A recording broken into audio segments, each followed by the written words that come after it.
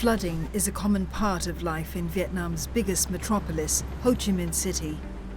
A report by McKinsey estimates that regular flooding costs Ho Chi Minh City about 2% of its GDP annually, and that could increase to about 3% by 2050. McKinsey also estimates that the cost of flood damage to infrastructure in Ho Chi Minh City could be up to $300 million today, while a direct hit to real estate could reach $1.5 billion. By 2050, the damage could cost about 3 to 5 times more. If sea levels rise by 180 centimeters, infrastructure damage could reach up to $7.3 billion. The damage for real estate could total $18 billion.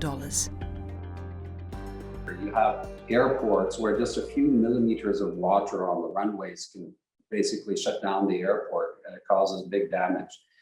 You look at rail, where flooding in particular affects the signaling systems, for example. In Ho Chi Minh, they have 14 wastewater treatment facilities. 12 of those are at risk of being flooded. Rapid urbanization adds to flood risks as spatial planning and building safety standards fail to keep up.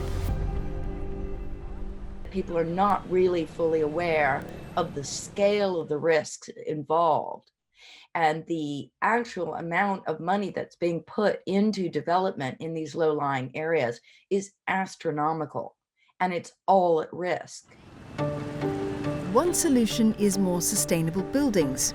Since 2014, real estate firm Easy Land has focused on spreading sustainability awareness among young first-time homebuyers.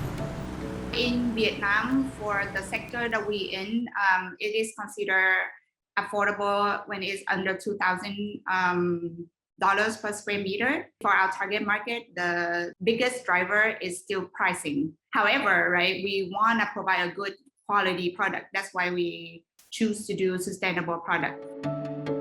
Easy Land's properties are green certified, and homes are built with high ceilings, better ventilation, and natural lighting.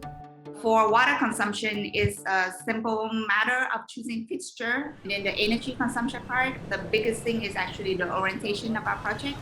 If you don't face west, the apartment don't get that hot, then you don't need to cool it down. To help ease flooding, its projects feature greenery and permeable surfaces that allow rainwater to drain underground. But the most important factor is choosing the right location. One thing that us as a developer can do is to pick a site that is not within the 100-year floodplain. And it's actually hard because, people really like to be next to the river. Great view. We are in District 9 of the city, and those are the higher ground area. Ho Chi Minh City is aiming to achieve smart city status, a move that requires massive infrastructure and artificial intelligence investments. Climate smart cities can offer higher quality of life, but are also more cleaner, more efficient and resilient to shocks. And all of that in turn is crucial to attract investments from the private sector to spur growth. But many challenges remain if the city is to do this by the target year of 2025.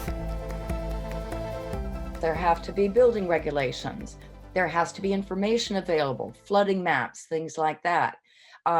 In my experience, it's been very, very difficult to access accurate information. The World Bank says it's crucial to incentivize and attract private sector capital to achieve climate-smart investments at a scale and efficiency needed. We need to put climate-smart approaches into all investments and all decision-makings, policy decisions everywhere. Because if we fail to do that, the risk is that climate change will turn these investments into stranded assets, and that will undermine development progress in the long run. One bright spot is that Vietnam and many parts of Asia are still in the developing stage. The cities are not fully developed yet. So new infrastructure coming in can be made smart. Globally, there's about $1.6 trillion worth of capital stock that is at risk from riverine flooding alone. 1.2 of that is in Asia. The World Bank says governments need to invest in better data and decision-making tools and strengthen resilience in their critical infrastructure systems, especially power, water, transport and ICT systems. There is always going to be residual risks. We can never eliminate risk 100%. So investing in effective disaster preparedness, response and recovery capacity, that is also going to be very essential.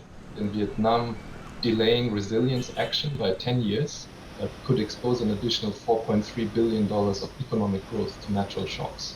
So the timing of the resilience actions matter a lot.